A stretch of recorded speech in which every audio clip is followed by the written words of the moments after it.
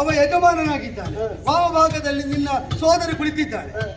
ಸಂಪತ್ತು 10ನೇ ಸಂಪತ್ತನ್ನು ಉಪಭೋಗಿಸ್ತಾನೆ ಬದುಕುತ್ತಾ ಇದ್ದಾರೆ. ಪ್ರಜಾಸಿದ್ಧಿ 101 ಮಕ್ಕಳಿಗೆ ತಂದೆ ತಾಯಂದಿರಾಗಿದ್ದಾರೆ. ವಿವಾಹದ ಲಕ್ಷ್ಯ ಈಡೇರಿಕೆಯಾದ ಮೇಲೆ ಸುಮ್ಮನೆ ನಾನು ಹೇಳೋದನ್ನು ಇಟ್ಟುಕೊಂಡು ಅಪ್ಪ ಹೇಳಿದ್ದಾನೆ ಅಂದ್ರೆ ಅಪ್ಪನ ಹತ್ರ ಹೋಗಿ ಕೇಳಿ. ಹುಟ್ಟಿದ ಮಕ್ಕಳಿಗೆ ಎಂತದಿಲ್ಲ ಇಲ್ಲಿ. ಮತ್ತೆ ಇಷ್ಟೊಂದು ಉಂಡದ ಅನ್ನ ಅಲ್ವಾ? ಮತ್ತೆ ಬದುಕಲಿಕ್ಕೆ ಪ್ರಾಣಿಯು ಬದುಕುತ್ತದೆ ಅಂತ ಹೇಳಿದ್ರಿಗೆ ಹಾಗೆಲ್ಲ ಬೇಡ. ಎಂಗೆಲ್ಲನ್ನು ಉಣ್ಣುವುದಾ? ನೀನೇ ಬದುಕಿದ್ದಿ. ನಾನು ಸುಮ್ಮನೆ ಬದುಕುವುದಲ್ಲ, ನಮ್ಗೆ ಹಕ್ಕಿದ್ದು ಬದುಕುವುದು, ಸುಮ್ಮನೆ ಬದುಕುವುದಲ್ಲ. ಹಕ್ಕಿರುವುದು. ನೀವೆಲ್ಲ ದೊಡ್ಡವರೆಲ್ಲ ಇಂಥ ಮೋಸಗಾರರು ಅಂತ ಗೊತ್ತಾಗ್ಲಿಲ್ಲ ಸ್ವಾಮಿ. ನಿಮ್ಮನ್ನೆಲ್ಲ ನೋಡುವಾಗ ಕೈ ಮುಗಿಯುವಂತ ನಿನ್ನ ಬುದ್ಧಿಯೇ ಎಲ್ಲರಲ್ಲಿ ಉಂಟು ಅಂತ ನನ್ನ ಬುದ್ಧಿ ಅಂತ ನಿನಗೆ ಅರ್ಥ ಆಗುವುದಕ್ಕಿಲ್ಲ. ಚಂದಿರಾನ್ವಯ ದೀಪಗಳನ ನಂದಿಸಿ ನುದಿತ ಈ ಕುಟುಂಬದ ದೀಪಗಳು ಚಂದಿರಾನ್ವಯ ದೀಪಗಳನ ನಂದಿಸಿ ನುದಿತ ವರ ಕುಟುಂಬದ ಬಂಧುರಕ್ಕೆ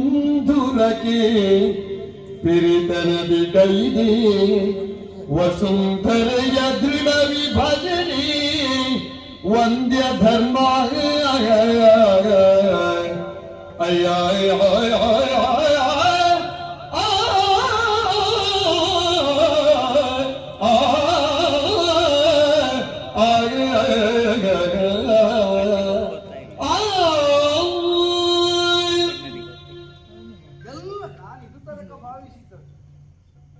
ಹಲ್ಲು ಮಾತ್ರ ಕೊಳಕು ಬುದ್ಧಿ ಅದಕ್ಕಿಂತ ಕೊಳಕು. ಮಾಡಿದ್ದರಲ್ಲೆಲ್ಲ ದೋಷ ಮಾತ್ರ ಕಾಣುವುದು. ಚಿತ್ರಾನ್ವೇಷಣೆ, ರಂಧ್ರಾನ್ವೇಷಣೆ. ದೋಷವೇ ಮಾಡಿದ್ರೆ ಮತ್ತೆ ಕಾಣಲು. ಹೌದು, ಕಣ್ಣಲ್ಲಿ ಅದು ಮಾತ್ರ ಕಾಣುವುದಾದ್ರೆ ಹೇಗೂ ರಾತ್ರಿ ಶಾಲೆಗೆ ಹೋದದ್ದಲ್ವ, ಗೂಬೆ ಹಾಗೆ ಕತ್ತಲಲ್ಲಿದ್ದಂತೆ ಕಾಣುವುದು. ಗೂಬೆ ಲಕ್ಷ್ಮಿಯ ವಾಹನ, ಒಳ್ಳೆ ಉಂಟದು. ಹೌದು, ಲಕ್ಷ್ಮಿಗೆ ವಾಹನ ಆದರೆ ಲಕ್ಷ್ಮಿಯ ನಿಯಂತ್ರಣದಲ್ಲಿ ಗೂಬೆ ಇರ್ತದೆ, ಗೂಬೆಯ ನಿಯಂತ್ರಣದಲ್ಲಿ ಲಕ್ಷ್ಮಿ ಇರುವುದಲ್ಲ. ನಿನಗೆ ಎಲ್ಲ ಒಂದೇ, ನಿನಗೆ ಅಮೃತ ಒಂದೇ, ಆಚೆ ಬೇಡ. ಒಟ್ಟಿಗೆ ಹುಟ್ಟಿದ್ರು ಬೇರೆ ಬೇರೆ ಇಟ್ಟಿದ್ದಾರೆ, ಒಟ್ಟಿಗೆ ಇಟ್ಟಿಲ್ಲ. ಚಂದಿರಾನ್ವಯದ ದೀಪಗಳಂತಿರುವಂತಹ ವ್ಯಕ್ತಿತ್ವಗಳು ಧಾತರಾಷ್ಟ್ರರದ್ದು ಹೌದು, ಪಾಂಡವರದ್ದು ಹೌದು. ಯಾರಿಗೋ ಒಬ್ಬರ ಬದುಕು ಬೆಳಕಾಗಬೇಕು ಅಂತ ಅಲ್ಲಿಗೆ ಮಾತ್ರ ಸ್ನೇಹ. ಸ್ನೇಹ ಅಂದ್ರೆ ಎಂತದ್ದು? ಎಣ್ಣೆ ಅಂತಲೂ ಒಂದು ಅರ್ಥ, ಸದ್ಭಾವ ಅಂತಲೂ ಇನ್ನೊಂದು ಅರ್ಥ. ಒಂದು ಪಂಗಡಕ್ಕೆ ಮಾತ್ರ ಸ್ನೇಹ ಎನ್ನುವುದು, ಇನ್ನೊಂದು ಪಂಗಡದ ಬದುಕು ಕತ್ತಲಾಗಿ ಹೋಗಲಿ ಅಂತ ಇಲ್ಲ. ಕುಲದ ಹಿರಿತನದಿಂದಲಾಗಲಿ, ಜ್ಞಾನದ ಹಿರಿತನದಿಂದಲಾಗಲಿ ಯಾವ ಕಾಲಕ್ಕೂ ಇತ್ತಂಡಗಳಿಗೆ ಅನ್ಯಾಯ ಎಸಗುವಲ್ಲಿ ಭೀಷ್ಮ ಇಲ್ಲ. ಇಬ್ಬರಿಗೂ ಸಮವಾಗಿ ಸಿಗಬೇಕಾದ್ದು ಸಿಗಲಿ, ಅವರವರ ಪ್ರಾಪ್ತಿಯಂತೆ ವಿಸ್ತರಿಸಲಿ. ಈ ಭಾವದಿಂದಲೇ ವಸುಂಧರೆಯ ದೃಢ ವಿಭಜನೆಯನ್ನು ವಂದ್ಯ ಧರ್ಮ ಎಂಬ ನೆಲೆಯಲ್ಲಿ ಮಾಡಿದ್ದೇನೆ. ಪ್ರಾಜ್ಯರಾದವರೆಲ್ಲ ಒಪ್ಪುತ್ತಾರೆ, ಒಪ್ಪದಿದ್ದವರು ಹುಡುಕನ್ನೇ ಹುಡುಕುವಂತ ಅದಟರು ಅಂತ ಮಾಡಿಸಬೇಕಾಗಿದೆ. ಸುಮ್ಮನೆ ಅರ್ಥ ಕೊಡುವುದನ್ನೇ ಅವರಿಗೆ ಏನೂ ಇಲ್ಲದವರಿಗೆ ಅರ್ಥ ಕೊಟ್ಟದ್ದೇ ಹೆಚ್ಚು. ನಿನ್ನ ಮಕ್ಕಳಿಗೆ ಏನಿಲ್ಲ ಅಂತ ಹೇಳುದು. ಮಕ್ಕಳಾದ್ರಿಂದ ಏನೂ ಇಲ್ಲ ಅಂತಲ್ಲ, ಪಡೀಬೇಕು, ಪಡ್ಕೊಂಡು ಬಂದಿರ್ಬೇಕು. ಪಡೀಲಿಲ್ಲ ಅಂತ ನಿನ್ನ ಮಕ್ಕಳು ಅದನ್ನೇ ನನಗೆ ಹೇಳಿದೆ. ನನ್ನ ಭಾಷೆ ನಿನ್ನ ಹೇಳ್ತಿದ್ದು ಸರಿ ಉಂಟು, ಅದು ಹೇಳಿದ್ರು ಅರ್ಥ ಆಗ್ತದೆ. ನನ್ನ ಮಕ್ಕಳಿಗೆ ಏನೂ ಅನ್ಯಾಯ ಆಗುವುದಿಲ್ಲ. ಸುಮ್ಮನಿದ್ರೆ ನೀನು ಸಿಕ್ಕಿದ್ದರಲ್ಲಿ ತೃಪ್ತರಾಗುವುದು ಬಿಟ್ಟು ಎಲ್ಲದರಲ್ಲೂ ಆಕ್ಷೇಪವನ್ನು ಹೇಳ್ತಾ ಹೋದ್ರೆ ಮತ್ತೆ ಏನು ಮಾಡಬೇಕು ಅಂತ ಹೇಳ್ಬೇಕು. ಎಲ್ಲರೂ ಬಂದು ಹೇಳುವುದು ನಿಮ್ಮಂತೆ ಆದ್ರೆ ಆಗಿದ್ರೆ ಭಾವ ಲೆಕ್ಕ ಬರ್ತಲ್ಲ. ಮತ್ತೆ ನಿನ್ನ ಕೈಗೆ ಕೊಟ್ಟು ನಾನು ಇಲ್ಲಿ ಕೇಳ್ತೇನೆ ಪಂಚಾಂಗಶ್ರಮ. ಅಲ್ಲ ನಾನಲ್ಲಪ್ಪ, ಮತ್ತೆ ಕಾರ್ಯಕಾರಣಿ ಆಗುವುದು ಭಾವ. ಅವ ಬಿಳಿ ಹಾಳೆ, ಇವರು ಬರೆಯುವುದೆಲ್ಲ ಇವರೇ. ಅದು ನಿನ್ನ ಅಭ್ಯಾಸ. ಯಾರು ಬರಿದಾಗಿಟ್ಟು ಹೋಗಿದ್ದಾರೆ ಅಂತ ಹುಡುಕಿ ತೆಗೆದು ಬರೆಯುವುದು ಹಾಗಿದ್ರೆ ಭಾವನಲ್ಲಿ ಕೇಳಲಿಕ್ಕೆ ಯಾರು ಹೇಳಿದ್ದು ಕೇಳಲಿಲ್ಲ ಅಂತ ಎಲ್ಲ ಗೊತ್ತಿದ್ದೆ ಆದ ನಿರ್ಣಯ. ನಿನಗೆ ಗೊತ್ತುಂಟಮ್ಮ ಸತ್ಯ? ನಾನು ನಿನ್ನ ಸೋದರಿಯಲ್ಲಿ ಕೇಳಿದ್ದೇನೆ ಅಂತ ಹೇಳಿದ್ದಲ್ಲ, ಪೀಠದಲ್ಲಿ ಕುಳಿತ ದೃಪತಿಯಲ್ಲಿ ಕೇಳಿದ್ದೇನೆ ಅಂತ. ಏನು ಮಾಡುದಿದ್ರು ಇವಳಲ್ಲಿ ಕೇಳದೆ ಮಾಡುದೇ ಇಲ್ಲ. ಅದು ರಾಜಕಾರ್ಯ, ಅಂತಃಪುರದಲ್ಲಿ ಕುಟುಂಬ ಕಾರ್ಯ ಅಲ್ಲ. ಅದು ತಿಳಿಬೇಕಾದವರು ತಿಳಿಯುತ್ತಾರೆ. ನಿನಗೆ ತಿಳಿಯಲಿಲ್ಲ ಎಂಬುದರಿಂದ ಊರಿಗೆ ಗೊತ್ತಿಲ್ಲ ಅಂತ ಅರ್ಥ ಅಲ್ಲ, ತಿಳಿಯಬೇಕಾದವರು ತಿಳಿಯಲಿಲ್ಲ ಅಂತ ಅರ್ಥ ಅಲ್ಲ. ಈಗ ನಿನ್ನ ಭಾವ ತಿಳಿದಾದ ನಿರ್ಣಯ ಆದ್ರೆ ಮತ್ತೆ ನೋಡುವ, ಮತ್ತೆಂತದ್ದು ನೋಡುದು ನೀನು. ನಿನ್ನ ಬಾಯಿ ಮುಚ್ಚಿಸಲಿಕ್ಕಾಗ್ತದೆ ಅಂತ ಈ ಬಾರಿ ಅನ್ಕೊಂಡು ಯಾರಲ್ಲಿ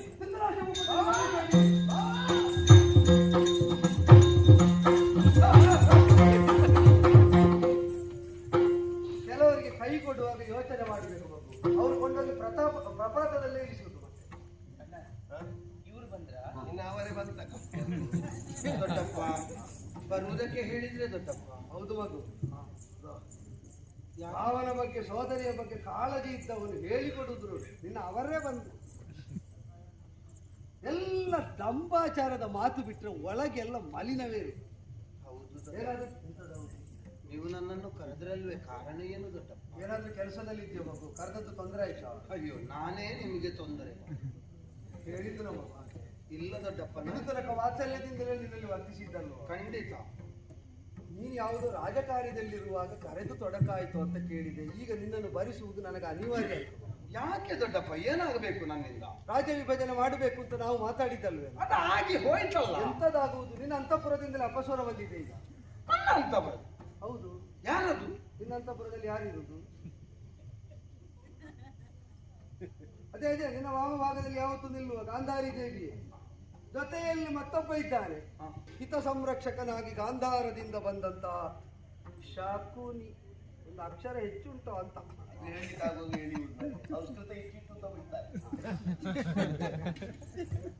ಹೇಳುದು ಯಾಕೆ? ಅರ್ಥ ಆದ್ರೆ ಸಾಲದ. ಮಧ್ಯದ ಒಂದು ಅಕ್ಷರ ತೆಗಿಬೇಕಿತ್ತು, ತಪ್ಪು ಹೇಳದೆ ಅರ್ಥ ಆಗ್ತದೆ ಅಂತ ಆದ್ರೆ ಮತ್ತೆ ಶಬ್ದ ದುರ್ವಿನಿಯೋಗ ಮಾಡಿ. ಅವರಿಬ್ಬರು ಸೇರಿ ಆಕ್ಷೇಪಿಸ್ತಾ ಇದ್ದಾರೆ. ನಾನು ಪಕ್ಷಪಾತ ಮಾಡ್ತಾ ಇದ್ದೇನೆ, ಇನ್ನು ಮಕ್ಕಳಿಗೆ ಕೊಡಬೇಕಾದ್ದು ಕೊಡ್ತಾ ಇಲ್ಲ ಅಂತ. ಯಾರು ಹೇಳಿ? ಗತ್ಯಂತರ ಇಲ್ಲದೆ ಮಕ್ಕಳ ಕಾದಾಟ ಸಹಿಸುವುದಕ್ಕಾಗದೆ ರಾಜ್ಯ ವಿಭಜನೆ ನಿರ್ಣಯ ಮಾಡಿ ಹೇಳು.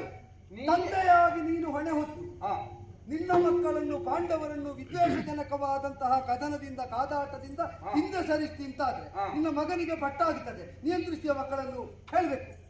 ಎಲ್ಲ ನಾನು ನಿರ್ಣಯ ಮಾಡುವುದಲ್ಲ, ನೀನು ಹೇಳ್ಬೇಕೀಗ. ದೊಡ್ಡಪ್ಪ, ಎಂತದ್ದು? ನೀವು ಕೊಟ್ಟರು ಇದೆಲ್ಲ ನನಗೆ ಬೇಕಾ ದೊಡ್ಡಪ್ಪ? ನಿನಗಲ್ವ, ನಿನ್ನ ಮಕ್ಕಳಿಗೆ ಕೇಳಿ. ಹೌದು ದೊಡ್ಡಪ್ಪ. ಸಣ್ಣ ಎಳೆ ಮಕ್ಕಳಾದ್ರೆ ತಿದ್ದಿ ಬುದ್ಧಿ ಹೇಳಬಹುದು. ಹೌದು. ಆದ್ರೆ ಈಗ ಸ್ವಲ್ಪ ದೇಹ ಬಲಿತಿದೆ, ಹಾಗಂತ ಹೊಡೆದು ಬುದ್ಧಿ ಹೇಳಬಹುದು. ನನ್ನ ಭುಜದಲ್ಲೂ ಬಲ ಉಂಟು, ಹೊಡಿಬೇಕು ಅಂತಾದ್ರೆ ಮೋರೆ ಕಾಣಬೇಕಲ್ಲ ದೊಡ್ಡಪ್ಪ. ಈಗ ಮುಖ ಕಂಡ್ರೆ ಹೊಡಿತಿದ್ಯೋ ಮಗು? ನಾನು ಮಕ್ಕಳಿಗೆ ಅಂತ ಹೊಡೆದದ್ದು ಯಾರಿಗಾದ್ರೂ ಹಿರಿಯವರಿಗೆ ಬಿದ್ದರೆ ಅಂದ್ರೆ ನನಗೆ ಅಲ್ಲ, ನಿನ್ನ ಮಾತಿನ ಧ್ವನಿ ಅದಲ್ವ? ಯಾರಿಗಾದ್ರೂ ಈಗ ನಿನಗೆ ಗೊತ್ತಿಲ್ಲದೆ ಅಪಚಾರ, ಗೊತ್ತಿದ್ದದನ್ನೆಲ್ಲ ಸರಿ ಮಾಡ್ತೇನೆ ನೀನು. ಖಂಡಿತ. ಈಗ ನಿನ್ನಲ್ಲೇ ಕೇಳ್ತೇನೆ ಬೇರೊಂದು ಪ್ರಕರಣ, ಸರಿಯಾಗಿ ಉತ್ತರ ಹೇಳಬೇಕು. ಧಾರಾಳವಾಗಿ ಕೇಳಿ.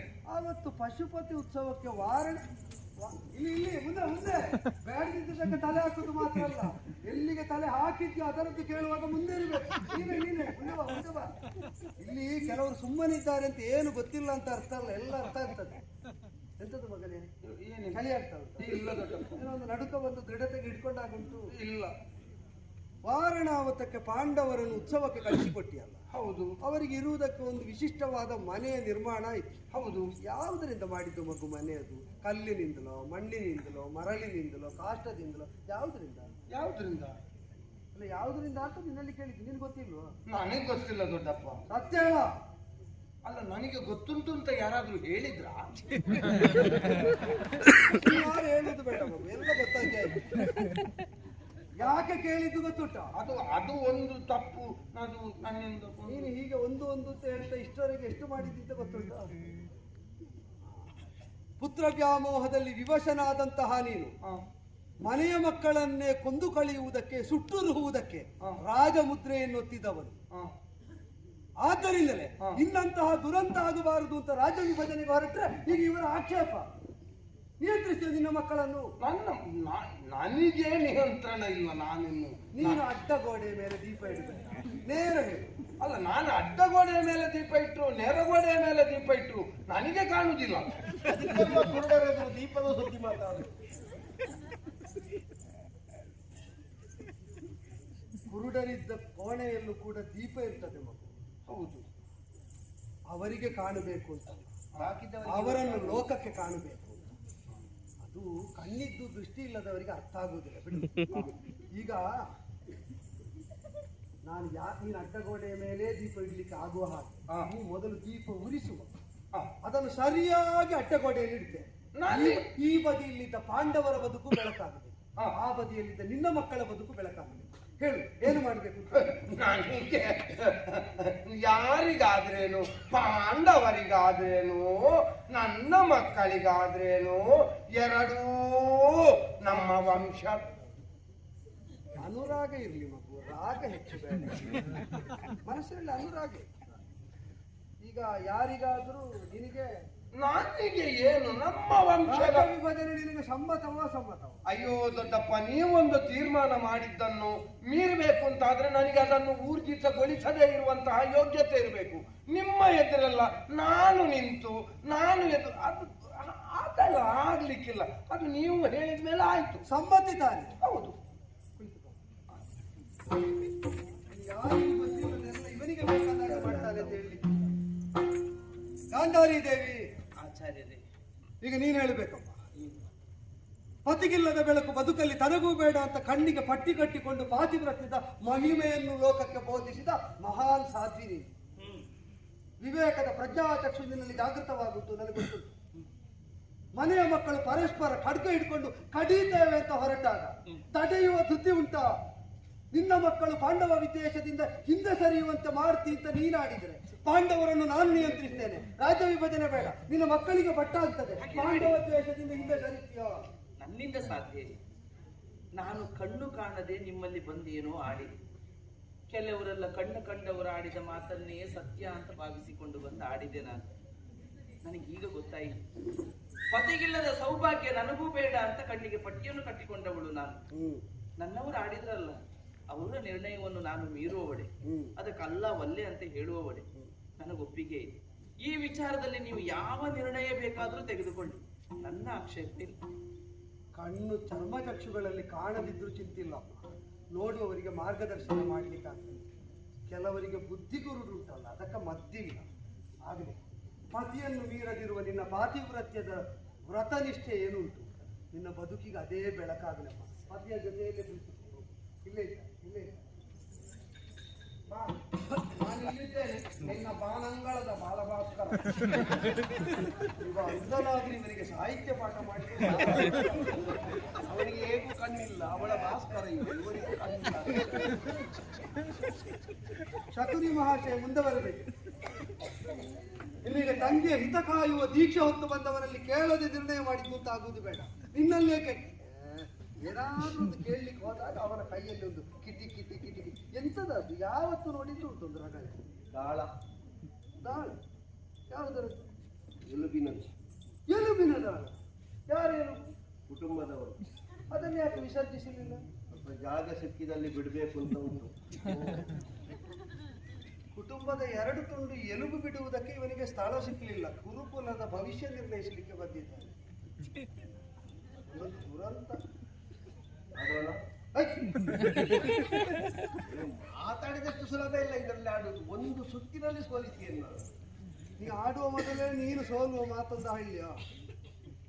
ನಿನ್ನ ಕೈಯಲ್ಲಿದ್ದ ದಾಳವನ್ನು ಬೀಸುವುದಕ್ಕೆ ಹಸ್ತಿನೆಯ ಅರಮನೆಯ ಅಂಗಳದಲ್ಲಿ ಹಾಸನ್ನು ಬಿಡಿಸಿದರೆ ನೆನಪಿಟ್ಟುಕೋ, ನಿನ್ನನ್ನು ನಿನ್ನ ಕುಟುಂಬದವರನ್ನು ನನ್ನ ಕುಟುಂಬದವರು ಸರ್ವನಾಶ ಮಾಡಿಯ. ಇಂದಲ್ಲ ನಾಳೆ ಯಾವತ್ತಾದರೂ ಅದನ್ನು ಬಿಡಿಸಿದರು. ನಿನ್ನನ್ನು ಕರೆದದ್ದು ಆಡ್ಲಿಕ್ಕಲ್ಲ. ಸುಯೋಧನ ನೀರು ಹಾಕಿದ ಗೆರೆ ದಾಟುವುದಿಲ್ಲ ಅಂತ ನನಗೆ ಗೊತ್ತು. ಸುಯೋಧನ ದಾಟದಿದ್ರೆ ಅವನು 99 ಮಂದಿ ತಮ್ಮಂದಿರು ಸುಮ್ಮನಿರ್ತಾರೆ. ಯಾವತ್ತು ನೋಡಿದ್ರು ಪಾಂಡವ ಹನನಕ್ಕೆ ವಿನಾಶ ಸಂಕಲ್ಪವನ್ನೇ ಮಾಡ್ತಾ ಇರುವವನನ್ನು ಪಾಂಡವ ವಿದ್ವೇಷದಿಂದ ಹಿಂದೆ ಸರಿಸಿ ರಾಜ್ಯ ನಿಷ್ಠೆಯಲ್ಲಿ ಮಾತ್ರ ಉಳಿಸ್ತಿ ಅಂತ ನೀನು ಭರವಸೆ ಕೊಟ್ರೆ ಪಾಂಡವರನ್ನು ನಾನು ನಿಯಂತ್ರಿಸ್ತೇನೆ. ರಾಜ್ಯ ವಿಭಜನೆ ಬೇಡ. ಧೃತರಾಷ್ಟ್ರ ಉಪತ್ಯ ಕಾಲಾನಂತರ ಸುಯೋಧನನೇ ಪ್ರಭು ಆಗ್ತಾನೆ. ಹೇಗೆ ಪಾಂಡವ ದೇಶ ಬಿಟ್ಟಾರ ಸುಯೋಧನ? ಕಾಡಿನಲ್ಲಿ ಕುಂತಿ ಹೆತ್ತಳು ಅಂತ ಗಾಂಧಾರಿಗೆ ನಾನು ಹೇಳಿದ್ದಲ್ಲ. ಆಗ ಹುಟ್ಟಿದ ಮತ್ಸರದಲ್ಲಿ ಕೆಳಗೆ ಬಿದ್ದವ.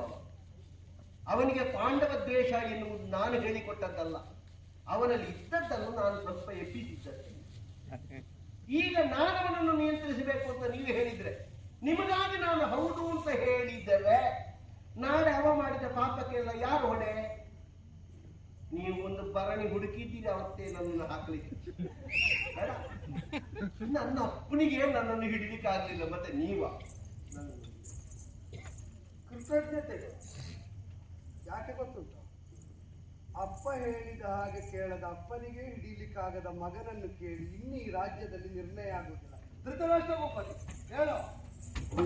ಇವರನ್ನೆಲ್ಲ ನಂಬಿಕೊಂಡು ಹೊರಟಿದ್ದೇವಲ್ಲ ನಾವು. ಹೌದು, ನಮಗೆ ಹೇಳುವವರಿಲ್ಲ. ಹೌದು, ಇಲ್ಲಿ ಯಾರನ್ನು ಕೇಳಲಿಕ್ಕಿಲ್ವ?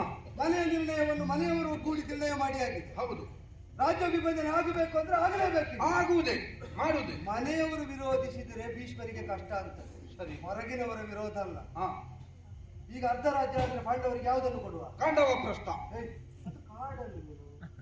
ಏನು ದೊಡ್ಡಪ್ಪ, ಏನು ಗೊತ್ತಿಲ್ಲದವರ ರೀತಿಯಲ್ಲಿ ವ್ಯವಹರಿಸ್ತಾ ಇದ್ದೀರಲ್ಲ. ನನಗೆ ಗೊತ್ತಿಲ್ಲದಿದ್ರೆ ಬಿಟ್ಟು ಈಗ ನಿನಗೇನು ಗೊತ್ತಾಯ್ತು ಅಂತ ಕೇಳು.